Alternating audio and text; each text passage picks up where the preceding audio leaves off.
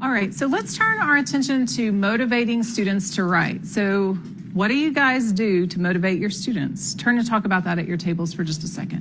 What kind of strategies and techniques do you use to motivate your students?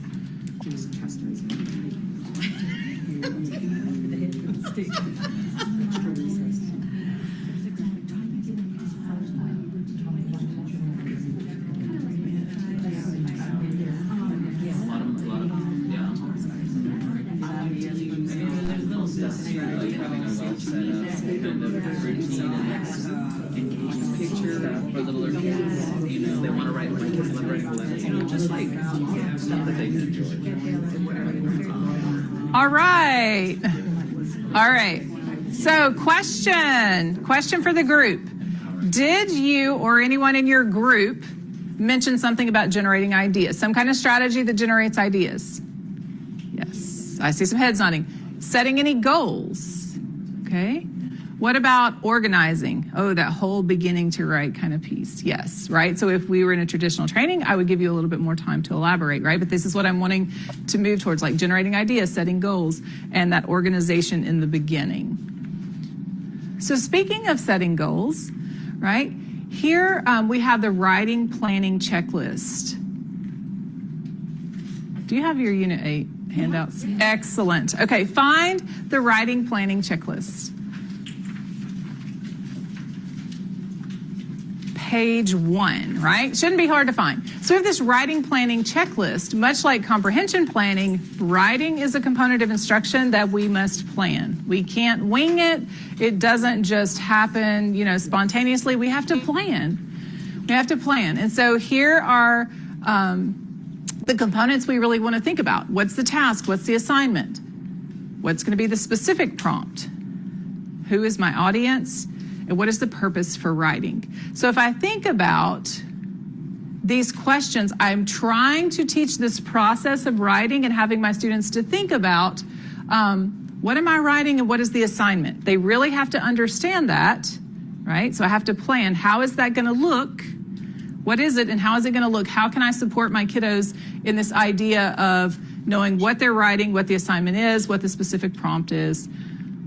Who is the audience? So we have to talk about, why does audience matter? You're probably not going to use the same word choice, the same verbiage. If you are speaking to your best friend through a little fun little, thank you note that you want to send in the mail, that's probably going to sound a little different than if you're up speaking at a faculty meeting. So you're preparing a speech for the school board or faculty meeting or whatever. So the audience matters. We're going to teach our kiddos about that.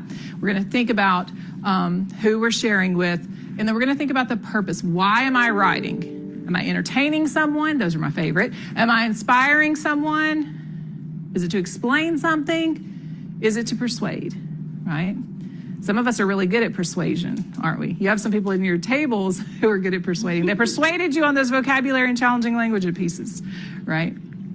Okay, so what is the purpose? Why are we writing? So with this particular lesson, here's what the teacher planned. Students are going to write a 1-paragraph summary. So we're summarizing, and we're going to do that how? 1 paragraph. What's it about? It's about cheetahs. And this connects, it's a part of a larger unit on animals. The specific prompt: after experiencing a shared reading about cheetahs, we're going to write a summary paragraph, okay? So write a summary paragraph after a shared reading.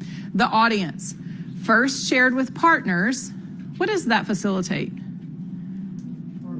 Oral language, right? Because it precedes written language. Yes, okay? So they're having that oral rehearsal first, which provides so much better of a product, right? Much better product. It will then be displayed under a cheetah picture in the classroom. We happen to have one of those today, right? We have a cheetah picture today. And then the purpose of this writing sample is to explain a cheetah's characteristics. What's another word for characteristics? Attributes. That takes me back to Unit 5, vocabulary, formulating a student-friendly definition. Do you see how these things are just weaving through, right? Isn't it beautiful? This will be used as one of multiple summaries to add to a unit on animals. So can't you just envision this teacher is collecting and they're making like a book about animals, right? They'll give it to their families at the end of the school year and they'll just cherish it forever. You might have done something like that in your classroom. So that's the plan. But there's other options too, so I want to think about that. So turn in your manuals, if you have them, to B12 in the appendix in the back of the manual. I used to say look in your appendix. That doesn't really go over very well. So I try to say turn to the appendix instead of look at your appendix. Word choice matters, all right? Word choice matters. So here, what we find, I like to show you, I like to get us in there and looking at it, because if you look at it, you see it, you touch it, you might remember that it's there later, okay? So then I just like to walk through. So on B12, what kind of graphic organizer do we have?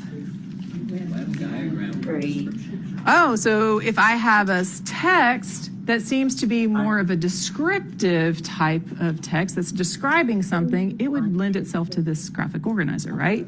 The next one on B13, that's what we're going to use today, all right? And then what's next?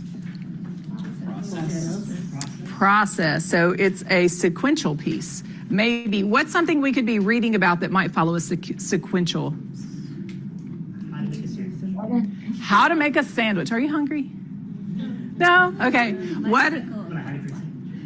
The cycle. Okay, science. Cycle of a butterfly. Science experiment. I think about like a war, right? Like there's these events that happen in sequence, right? So science, social studies, it could lend itself to that if it follows some kind of sequence or timeline. All right. What about B15? Cause and effect. Look at that. Okay. Look at the structure of it. What's on the left? What's on the right? In case you think I'm insulting your intelligence, turn the page. What is this one? What's on the left? What's on the right? Solution. They look almost identical, right? Now I have to think about problem, solution, cause, and effect. Those are two different things. There's two different organizers there, right? So I just kind of point that out because they are so very similar. People will kind of overlook that. All right. Oh, the famous B17. What do we have? Yes, compare and contrast, the old Venn diagram. And so again, what dictates the graphic organizer that I choose? The text. I'm going to drive that point home, right? I'm driving that point home. Okay, excellent. All right, so I just wanted us to know that that's there. I'd love to share it with the participants and bring them to it so that hopefully they remember it. All right? Now, cheetahs. Anybody ever seen a cheetah in real life by chance? At the zoo. Oh, you know I love the zoo. Okay, so we've seen cheetahs. All right, here we go. Let's see, who is going to be my wonderful reader? You can read. If you get tired, you can call on someone else, right? But who would read for us? I know it's after lunch. I'm trying to give you an out if you get tired. Todd. How fast can your pet run? Cheetahs can run as fast as cars on a highway, and they come from the same animal family as your household friend. Cheetahs can run between 68 and 75 miles per hour, which makes them the fastest runners in the world. With big yellow bodies and a ton of black spots, maybe they are easier to see when they are standing still. Think again. Even when cheetahs are not on the move, they blend in perfectly with the tall grasses of their natural habitats. Cheetahs live in the huge plains of Africa where they can run, hunt, and raise their babies. The next time you are riding in a car, look out the window and imagine a cheetah running next to you at the same speed. Kendra. Was anybody thinking of Kendra based on our conversation about her speed? I knew it. I knew it. Right. For those of you who are watching the video, we might have a speeding problem up here. Kendra, still be my friend. Okay. All right. You're not alone. You're not alone. I know I'm not. Okay, but I couldn't help myself. All right. So this is the cheetahs passage. Lots of facts in there about cheetahs. Okay. So here's what the teacher has planned for this. And I want you to really pay attention because I think there's some power in this. All right, so what are the scaffolds and supports that this teacher has planned for this text, and what are the language goals? All right, well, the scaffolds and supports, that's not a cookie cutter answer. It depends on what? Your students. And then the language goals. Talk to your neighbor for just a second. Where could those language goals come from?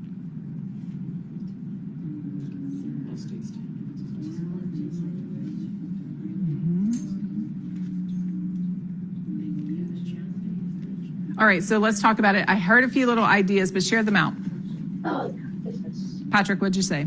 State standards. State standards. There is a cool idea. State standards, right? What are my kids expected to do in language? Okay, what else? I heard some more ideas kind of related to our planning checklist too, right? That process you go through finding that challenge in language.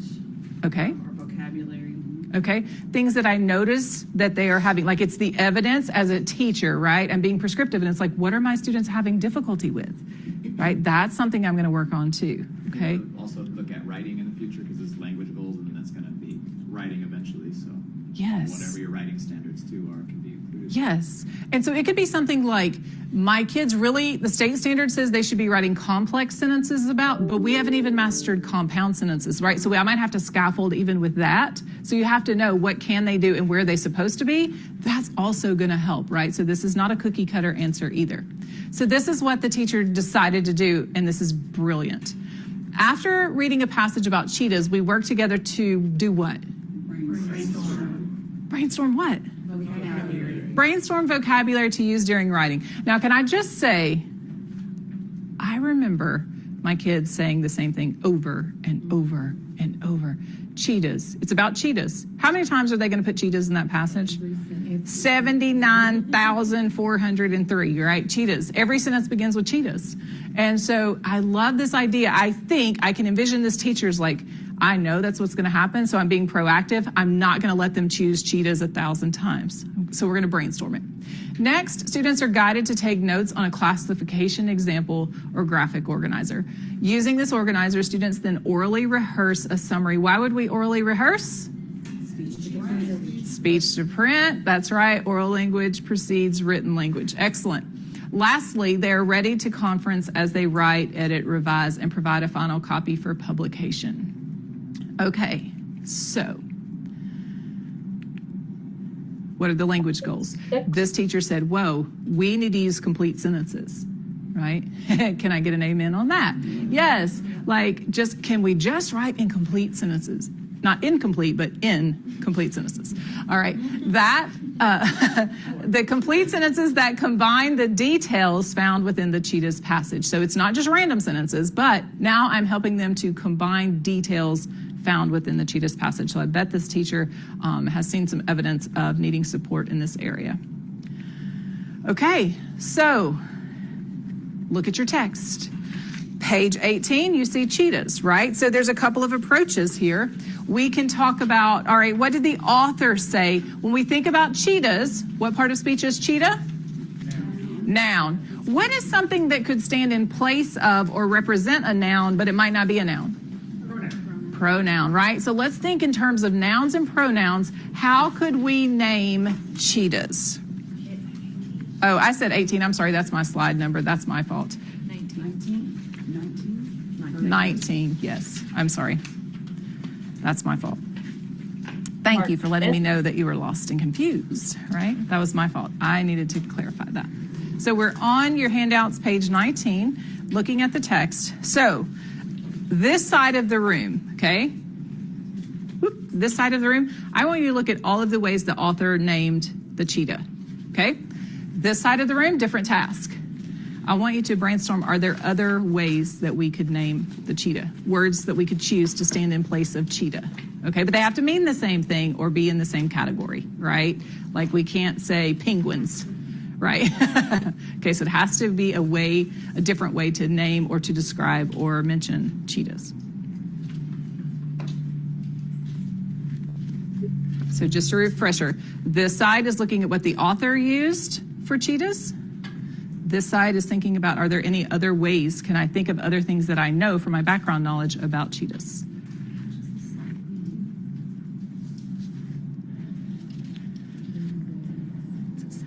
I was on here. This is slide 20.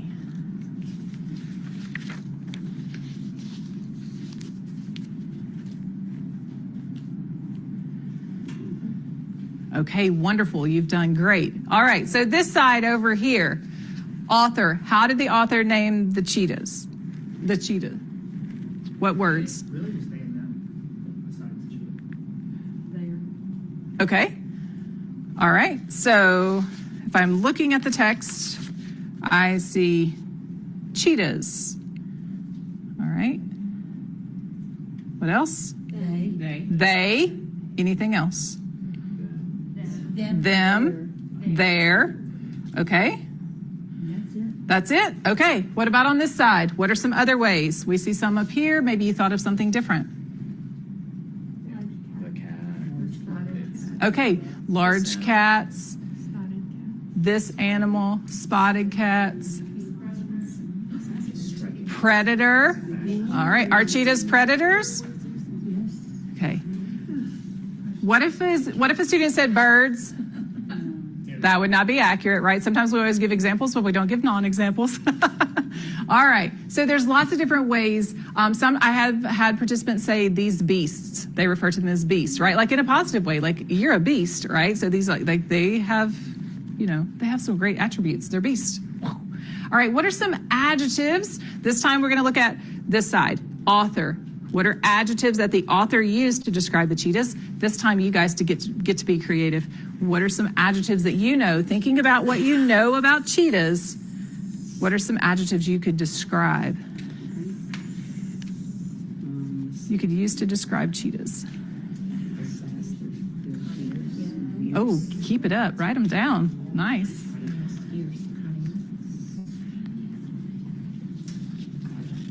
All right, so now what we're brainstorming is these adjectives right here we're describing.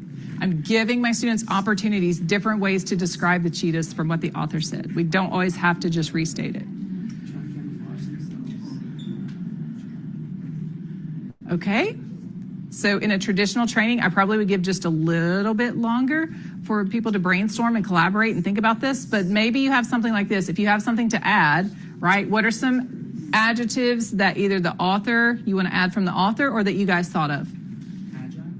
Agile. Slick, right? Aren't they slick? Like, whew. Okay. Okay. We can also think about like, what are some synonyms for some of these words, right? Think about like gradable, shades of meaning. Think about synonyms. So quick, they could, let's see. What's something that means the same as fast, quick, and speedy? Oh. Rapid. Yeah. Okay.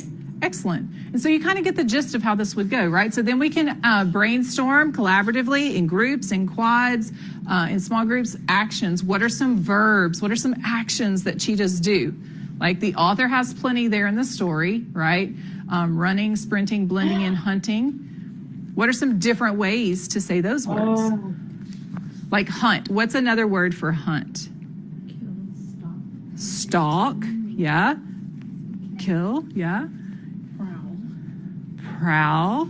And you know what? When I start thinking of those words, then I can even go back to nouns and pronouns. Now that we've talked about the actions and the descriptors, the adjectives and the verbs, is there a different noun that you can think of? And like one that comes to mind if we didn't say it before was predator, right? Because who hunts? Predators, right? So then you can build and add. I love this idea of brainstorming the vocabulary because that's how you get your kids out of the rut of saying the same old thing, repeating over and over.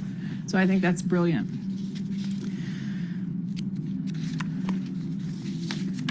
Okay, here's what I would like for us to do, all right? We are going to leave this on the screen, okay? I'm going to ask you to move back here, and we are going to do an activity with our cheetah poster. All right, so now, remember, we've brainstormed terms to describe the cheetah. Our next part was to do what? It was to summarize the passage, right? So to do that, I'm going to try to facilitate this oral rehearsal with my kiddos. All right, so first of all, what was that passage about? Cheetahs. Oh, cheetahs, yay. I would have been very sad if you would have said lions, right? Cheetahs. So it's all about cheetahs. Well, guess what? We have a picture of a cheetah. You know what? And I look at that picture, and one of the first things that catches my eye is these legs, right? Did you notice these lovely legs? Cheetahs have long legs, lots of muscles. Yeah. And what did the passage say about the legs? Right? What did it say about the legs? What in that passage is going to happen because of these long, muscular legs? Oh, these legs, right, help them to do what? Run. Run. And how do they run? One more. How do they run? Fast. Oh, they run fast. And you know what? I'm actually going to put a little box here because I might come back to expanding on this runs fast. I might have some more information I want to add in a little bit, okay? But cheetahs have long muscular legs that help them run fast. So cheetahs run fast. So let's put a little gesture to that. Ooh, we're just running. Phew, so tired. All right. The other thing that kind of jumps out to me, and maybe it's just me, but does anybody notice a bunch of little spots? Cheetahs have spots. Glad it's cheetahs and not me. Spots. Why do cheetahs have spots? What does that help them do? Look at your text. Oh, because they blend in. If I'm thinking about blending in, and I think back what I've learned, my background knowledge comes up about blending in and animals trying to blend in. Why would they want to blend in? To be safe or? So their prey doesn't see them coming. Okay, and in either way, what are they trying to do? They're trying to hide the camo piece. They're camouflaging themselves, right? Like they're hiding. Okay, so first we said cheetahs can run fast, and they have spots to help them hide or blend in or camouflage, right? Ooh. Now, the other thing I noticed, in the text was the author mentioned a color. What color are they? Yellow bodies. Their bodies are yellow. That's kind of interesting. Body, I'm going to put that one actually in yellow. All right. Now, I'm thinking about if I were writing about this, would I say, you guys listen to my thinking, and then you help me out here because I want to think about this. Cheetahs have long legs that help them to run fast, and they have spots to help them hide or blend in. They have what? Yellow bodies. Is there another way that we might want to arrange this thinking? I'm thinking, I don't know. I'm just feeling like I want to say they have yellow bodies with black spots, right? So I think I want to change that, right? Can I do that as a writer? Can I change my mind? Yeah, because we plan something out, we draft it, we revise it, we plan again. That's where we are. Okay, so let's change it up. First thing, it is about cheetahs. And cheetahs can run fast because they have those lovely legs. What color are their bodies? Yellow bodies. Okay, so instead of saying cheetahs have yellow bodies, what could I say? What could I say? Pick a word. Okay, so cheetahs can run fast. These animals have yellow bodies with black spots that help them blend in. Okay, yeah, all right, let's do this again. Cheetahs have legs that help them run fast. Like we'll never, imagine we're in kindergarten, first grade. They're not going to get it right. So it's okay that I change it up. You just stay with me. And sometimes saying it a different way resonates with somebody. So they're running fast. These animals have yellow bodies with black spots. Can we do that? There's little spots all over them, right? Okay, and those spots help them to blend in or hide. You know what I like about that? Some of you might write blend in, some of you might write hide. We don't all have the same thing. Ooh, I like that. Okay. Mine does that too.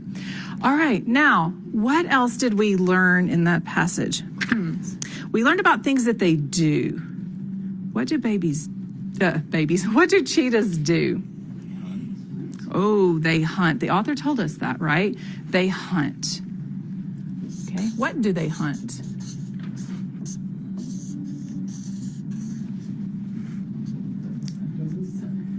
What do we know about cheetahs? Okay, they hunt prey. Okay, so I might leave a box there. I might develop that a little bit with my kiddos, or I might just say they hunt for food, right? So we can develop this, but they hunt. So if they're hunting, what are they doing? Right? So they're hiding, and while they're hiding, they're also looking and hunting. Okay, excellent. What else does the text say that they do?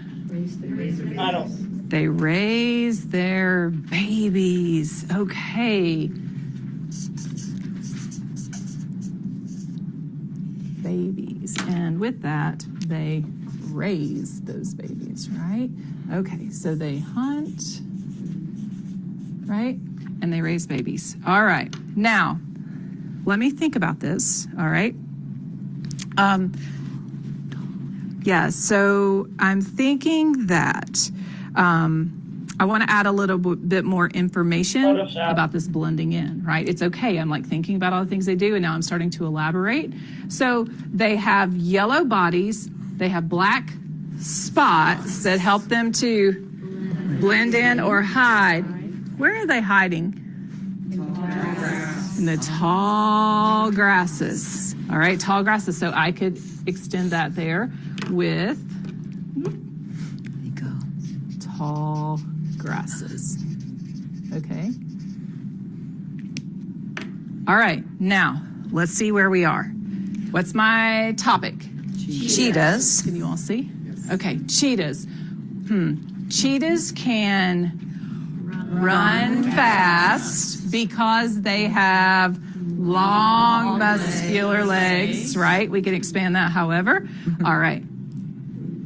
These animals have yellow bodies with black spots so they can hide in the tall grasses.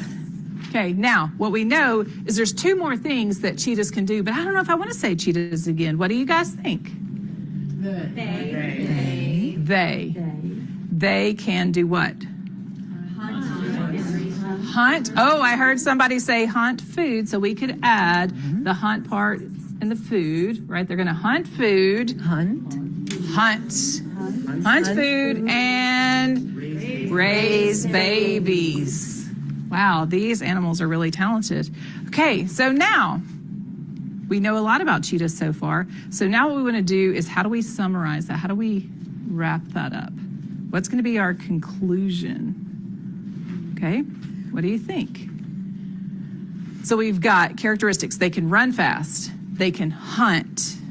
They can blend in or camouflage themselves. They can raise babies. What would we say? How would we categorize, right? We've talked about categorizing. How would we categorize what we're going to say about cheetahs? Running fast, hunting for food, blending in, raising babies. What are those? We have to categorize them. A lot of stuff. They're all activities? Okay. Activities, maybe attributes. They're What? filling needs. So. Other bodies help them fill their needs. Okay. All right. So let's go with attributes for a second. Can you think of a synonym for attributes? Characteristics. What else? Features. Do you see? Like we don't all Details. have to have the same details, right? Okay. But can we agree that the cheetah has many attributes, traits, features that make them unique, right? Special, right? Okay. So here we go. Cheetahs have many special, and I know we probably said it in a different way. That's okay, right? Let's read our conclusion. Cheetahs have many special traits. Are we good? Yes. Okay, now, how can we use this to help with our written summarization? Share out, talk out, think about it. How could your students use this? Let's bring it like to fruition here. What would you think? Well, if we all had a little right? Essentially, it's a graphic organizer. Okay. One big one. Write out the sentences. All right. Yeah. So we've had Literally just a fun graphic organizer, isn't it? Yeah, yeah. Yep, I love it. Yeah. Don't you? Yeah. And you know what's beautiful about this is like really the nice. first time you do it with kiddos, it's kind of messy, right? So like we changed it, but if you do this enough, like not daily, maybe not even weekly, maybe every other week, I don't know. But if you intersperse this throughout the school year, right, they start to learn, you get better at it, they get better at it, and it's not quite so messy. So I appreciate you guys with the graciousness of the messiness, because I think it's important to see messy and see what procedure can do. But here's what I think about. I think about, okay, we have a topic. It's cheetahs. Okay, if we're writing a summary, do we need a topic sentence? Yes, so we're going to talk about cheetahs. Then we're going to talk about what? Like speed, right? What else? Their body. Their body, and then their what they do, right? Well, the really funny thing is that just happens to match our graphic organizer, right? So the speed, the body, and those features that they have, the actions, the things that they can do, and then we have the summary. So then that's what I want to help my kiddos with, right? So then we take it back to, okay, topic sentence, say something about the speed. We might elaborate here. How fast did it say they could run? Right. Now, if I'm a kindergarten teacher, I may not bring that up because they have nothing to tie that to, right? But fifth graders, well, Kendra. Yeah, right. But fast as a car or something like that, you know, you can pull that in. So you have to think about it. But there's like one sentence, right? Then the next sentence, if the next section in that graphic organizer is about bodies, then our second sentence would probably want to frame it up around the body features, right? And then that next sentence, I'm thinking about hunting and raising babies, and then we have that conclusion. Do you see how that kind of falls into the structure of the writing? It matches the graphic organizer that I kind of had planned out, but it's that oral rehearsal before the written piece, the written language. Yeah. Because oral language precedes. Bravo. Yes. Yeah. All right. Woo, everybody. Bravo.